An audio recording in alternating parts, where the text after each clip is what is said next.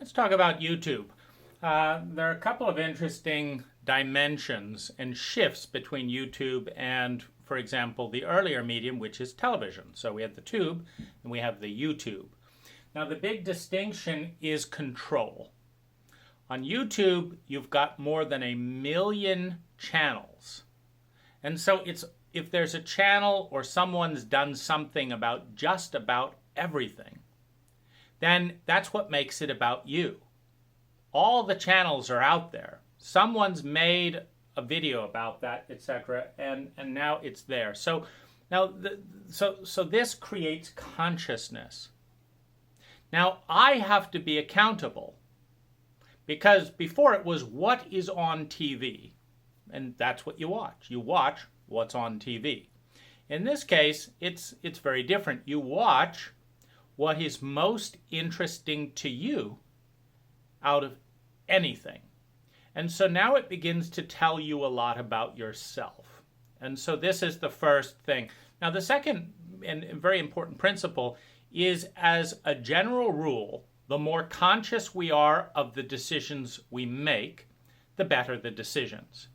And so what's on TV, let's turn on the TV, is a very unconscious decision. It's mildly curious, and then you just get lost in whatever is there.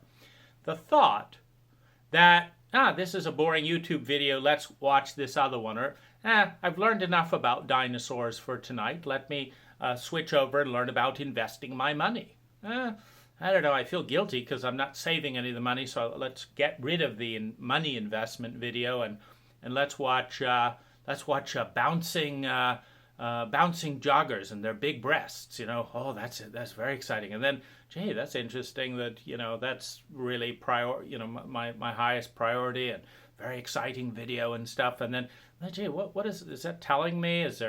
Am I unsatisfied? What does this mean? It's all coming back to us because it connects to our values. We're constantly in control, which means we're 100% responsible for where and how long we direct our attention. As a general rule, the more conscious we are, the better our choices, and thus the more rapidly we learn and grow.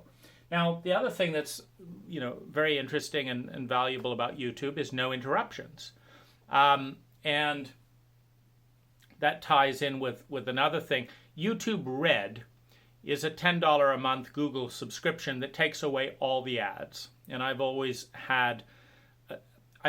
prized my attention highly, which means that I don't want ads. I want to be able to have control over where my attention is and not have anyone buying it or selling it to someone else, particularly flickering at, all that bullshit. And so there's no ads if you buy YouTube Red, YouTube Premium, etc. Nothing. You've got control over, the content. Now, the other very interesting thing with going from network television to YouTube is, as an example, I created a 10-hour video as a day in the life of my life, where I just started it when I woke up and ended the video when I went to bed, and turned out the lights, and then there's still some pillow talk with my girlfriend. And so that's a 10-hour movie. And I don't know if you've ever watched a movie. I remember going to Lord of the Rings and thinking it would be so epic to start in the morning and just have the Lord of the Rings go all day long, to really immerse and go out, lose all sense of time and stuff like that. But there are these regimens that say, no, a movie is between 1 and 3 hours tops. 3 hours tops. That's what a movie is. And you want to be there all day, you can't. Well, with YouTube, you can. I've watched a number of YouTube videos that, 5 hours long, 10 hours long. And there's also the freedom of time. They stop and start when I go to the bathroom, not whenever there's a commercial break or something like that. They start and stop when I have a phone call. So there's control around time. Then they're disseminated. You don't have to go to a theater. Well, this saves a tremendous amount in gasoline. because it also cuts down on the conservation of theater buildings, because when you need theater buildings, you've got to pay for this building to sit empty and raise the real estate values in the surrounding neighborhood and create a giant parking lot, because people have to come in large numbers to occupy the theater. They've got to drive there, they've got to park there, they've got to occupy this building, and then it's all vacant. 9 a.m., the theater parking lot is empty. 10 a.m., it's empty. 12 p.m., it's empty. 5 p.m., suddenly there's 100 cars occupying the... And so this parking lot is this huge infrastructure. And so there's this tremendous liberation of resources. There's also a tremendous amount of personal leverage, and this comes on the content creating side. So I'm creating this video at a moment's notice. I just finished my rum raisin homemade organic rum raisin ice cream with a absolutely delicious espresso in a gluten-free cone made locally from my favorite ice creamery. I mean, this is outstanding. And within literally 60 seconds of finishing this gourmet dessert in my home, I'm stepping down a few stairs, turning one light, pressing one button, and here we have a production. When I was 20, I met a film producer who used to work in radio, and he'd go around, and he charged, X amount per hour to film people on these big VHS tapes. And I said, I'd like to make a video about gardens and this and that. And I said, I think 40 minutes or so would be a good thing. And he said, the rule of thumb in film is $1,000 per finished minute. So if you want to make a 40-minute thing, it'll cost you $40,000. And you're going to have to hire me. You don't know how to operate this camera. This is $1,000, $5,000 setup, whatever. And it's like, oh my gosh, I can't create anything. Well, I've got a better setup with this cell phone. This is a really fun cell phone, by the way. It's the ZenFone 6. And the normal thing with cell phone cameras is that if you're making videos, you want to be able to see what the audience sees. And so that's the front-facing camera.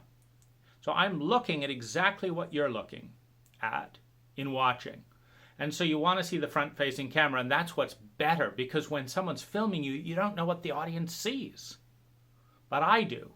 And so there's an improvement. But typically the front-facing camera, for some bizarre reason, is a very low-grade camera, and the back-facing camera, can be up to 4K.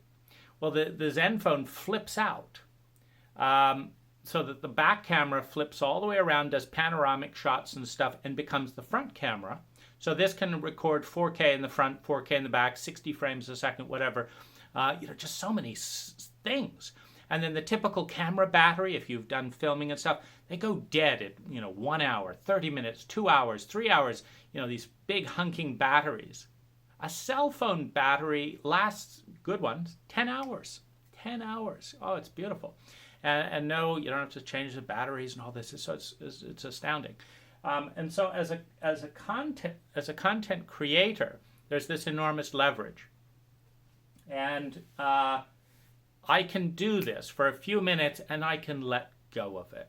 And that brings into the thing. I have no idea who will watch this when and how they'll respond and any of that. Because there's a surrender to chaos, to the uncertainty principle, that will actually guide how this media is used. I'm not guiding it. The uncertainty, the chaos principle is guiding certain people to this video at certain times, 5 years from now, 10 years from, I have no idea. And so there's this brings in the feminine principle, the sense of wonder, the sense of uncertainty. There is no plan. There's no quarterly budget around this. There's none of that. It's just opening to a possibility.